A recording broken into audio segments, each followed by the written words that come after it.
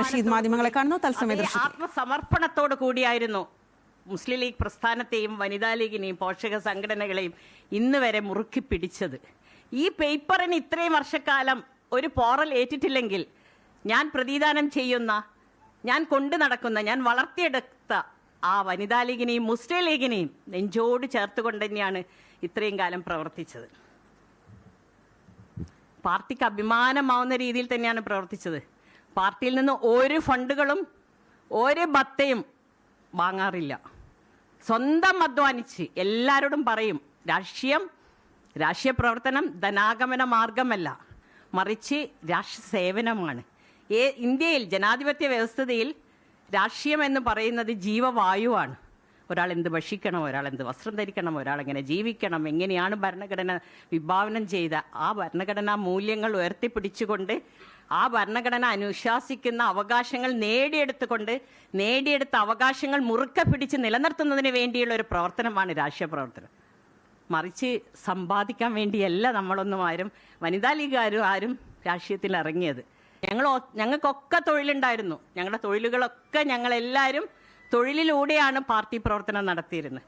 ഒരുപാട് ക്യാമ്പുകൾ നടത്തി. 2015 നാഷണൽ കമ്മിറ്റിക്ക് രൂപം നൽകി എറണാകുളത്ത് വെച്ച്. ആ നാഷണൽ കമ്മിറ്റി നടന്നപ്പം പാർട്ടി നേതൃത്വം നാഷണൽ ജനറൽ സെക്രട്ടറിയായി എന്നെ നിയോഗിച്ചു. ഒരു സ്ഥാനമാനങ്ങളും ചോദിച്ചു വാങ്ങിയതല്ല, എല്ലാം മെറിറ്റിൻ്റെ അടിസ്ഥാനത്തിൽ പാർട്ടി നൽകിയത് തന്നെയാണ്. പാർട്ടി ഏൽപ്പിച്ച ഉത്തരവാദിത്തം അതിമനോഹരമായി തന്നെ ഞാൻ ചാലഞ്ച് ചെയ്യുന്നു. എന്നിൽ നിന്ന് വല്ല രീതിയിലെങ്കിലും 10 കൊല്ലം കൗൺസിലറായിരുന്നു, ഒരു ടേമിൽ വനിതാ കമ്മീഷൻ മെമ്പറായിരുന്നു, മറ്റൊന്നും തന്നെ. ഇന്നിപ്പം ചെറിയൊരു വക്കീൽ പോലും നോട്ടറി ആവാൻ എളുപ്പമാണ്. 40 കൊല്ലത്തെ അഭിഭാഷക ജീവിതത്തിൽ സ്ഥായിയായി ഒന്നും തന്നെ പാർട്ടിയോട് ചോദിച്ചു വാങ്ങിയിട്ടില്ല. നോട്ടറി ആയിട്ടില്ല, GP ആയിട്ടില്ല, ഒരു വണ്ടി വാങ്ങിയിട്ടില്ല, ഡ്രൈവറെ വെച്ചിട്ടില്ല. എല്ലാ ഇലക്ഷൻ വർക്കിലും സ്വന്തം ഡ്രൈവ് ചെയ്ത് പോയിട്ടാണ്. ഒരു ഇലക്ഷൻ ഫണ്ട് വാങ്ങാറില്ല. ഇന്ന് പക്ഷേ ഇന്നത്തെ കാലഘട്ടം മാറി. അവിടേക്കാണ് ഞാൻ എത്തുന്നത്. 2018 2 സ്ഥാനം വഹിച്ചിരുന്ന ഞാൻ അങ്ങോട്ട് പറഞ്ഞിട്ടാണ് സംസ്ഥാന ജനറൽ സെക്രട്ടറി സ്ഥാനത്ത് ഞാൻ മാറിയത്.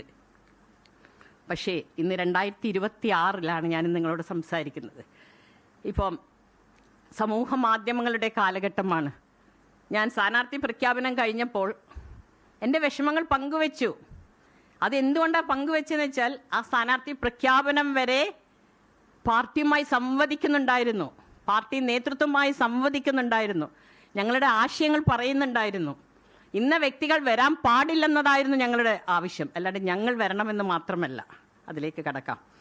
അപ്പം ആ സംവദിച്ചിട്ടും ഞങ്ങൾ ഒരു വാക്ക് കേട്ടില്ല, ഞങ്ങളോടൊരു വാക്ക് ചോദിച്ചില്ല, ഞങ്ങളോടൊന്ന് ഒരു രീതിയിലുള്ള ഒരു ബോധ്യപ്പെടുത്തൽ ഞങ്ങളോട് നടത്തിയിട്ടില്ല. ഇത് ഞാൻ പറയുന്നത് എന്താണെന്നറിയോ, വനിതാ ലീഗിനെ നിങ്ങളൊക്കെ വിചാരിക്കും പരവതാനിയിലൂടെ ഞങ്ങൾ സഞ്ചരിച്ചു കൊണ്ടിരിക്കുന്നത് എന്നുള്ളത്. ദേശീയ മുസ്ലിം ലീഗ് കമ്മിറ്റി റീകോൺസ്റ്റിറ്റ്യൂട്ട് ചെയ്തു. 2 വനിതകളെ ദേശീയ കമ്മിറ്റിയിലേക്ക് തെരഞ്ഞെടുത്തു. 35 കൊല്ലം കേരള മണ്ണിൽ പണിയെടുത്ത, പാർട്ടിയെ വളർത്തിയ, പാർട്ടിക്ക് ശക്തി പകർന്ന, പാർട്ടിക്ക് മെമ്പർഷിപ്പ് അടിസ്ഥാനത്തിൽ പകുതിയിലധികമുള്ള വനിതാ ലീഗുകളെ മാറ്റി നിർത്തിക്കൊണ്ടായിരുന്നു അവർ വനിതാ ലീഗിൽ വന്നു. ശരിയാണ്, ഒരു മുസ്ലിം വനിതയെ പാർട്ടി ദേശീയ തലത്തിലെടുത്തു. അന്നും പാർട്ടിക്കകത്ത് പ്രതികരിച്ചു, പാർട്ടി നിശബ്ദത പാലിക്കാൻ പറഞ്ഞു. കാരണം നിങ്ങൾ എടുത്തോളൂ, നിങ്ങളുടെ സെക്യുലറിസം കാണിക്കണമെങ്കിൽ, നിങ്ങളുടെ മതേതരത്വ മുഖം കാണിക്കണമെങ്കിൽ സ്യൂഡോ സെക്യുലറിസം പാടില്ല. ഇന്ന് ആർട്ടിഫിഷ്യൽ ഇൻ്റലിജൻസിൻ്റെ കാലഘട്ടമാണ്. ആർട്ടിഫിഷ്യൽ മതേതരത്വം ഒന്നിനും ഭൂഷണമല്ല. മതേതരത്വം ഹൃദയത്തിൽ നിന്ന് വരണം. ഹിന്ദുവും മുസൽമാനും ക്രിസ്ത്യാനിയും ഒരുപോലെ ഹൃദയത്തിൻ്റെ ഉള്ളിൽ ഉൾക്കൊള്ളാനുള്ള ഹൃദയ വിശാലതയാണ് നമുക്ക് ആവശ്യം. അതാണ് ഇന്ന് നമ്മൾ നേരിടുന്ന ഏറ്റവും വലിയ ചാലഞ്ച് എന്ന് പറയുന്നത്. എല്ലായിടത്തും ആർട്ടിഫിഷ്യലാണ്. യഥാർത്ഥത്തിൽ വെർച്വൽ ലോകത്താണ് നമ്മൾ സഞ്ചരിക്കുന്നത്. അതിലും ഒരു വനിതയെങ്കിലും വനിതാ ലീഗിൻ്റെ ദേശീയ കമ്മിറ്റിയിലേക്ക് എടുത്തിരുന്നെങ്കിൽ നിങ്ങളൊന്ന് ആലോചിച്ച് നോക്കൂ. എത്ര വനിതാ ലീഗിൻ്റെ പ്രവർത്തകർ ഹൃദയം പൊട്ടി പാർട്ടിയുടെ ആ തീരുമാനത്തിൽ. ഒരു വനിതയെ നിങ്ങൾ ജംബോ കമ്മിറ്റി ഉണ്ടാക്കി. ദേശീയ തലത്തിൽ മുസ്ലിം ലീഗിന് ജംബോ കമ്മിറ്റി ഉണ്ടാക്കി. പ്രായാധിക്യമുള്ളവരുണ്ടായിരുന്നു. ഞങ്ങൾ പറഞ്ഞു, ഒന്നുകിൽ ഖമറുന്നിസ അൻവർന അല്ലെങ്കിൽ മറിയുമന, പേരിന് നിങ്ങളിടൂ. ഇല്ല. അപ്പോൾ ഞങ്ങൾ അരികുവൽക്കപ്പെടുന്നത്? ഞങ്ങൾ എന്താണ് ഡിസ്ക്വാളിഫിക്കേഷൻ? വനിതാ ലീഗിന് എന്താണ് ഡിസ്ക്വാളിഫിക്കേഷൻ? അത് ഞങ്ങളെ ബോധ്യപ്പെടുത്തിയേ മതിയാവൂ. വെച്ചാൽ പാർട്ടിയിൽ ഇന്നും നിങ്ങളൊക്കെ നോക്കിയാൽ മതി, ഇലക്ഷൻ തെരഞ്ഞെടുപ്പിൽ മുഴുവനും വനിതാ ലീഗുകളാണ്. അവരെത്രമാത്രം ആത്മാർത്ഥമായിട്ടാണ് പ്രവർത്തിക്കുന്നത്, അവരെത്രമാത്രം ബൂത്തിൽ വരെ ഇരിക്കാൻ പ്രാപ്തരായ വനിതകൾ ഞങ്ങൾക്കുണ്ട് എന്ന് നമുക്ക് അഭിമാനിക്കാം.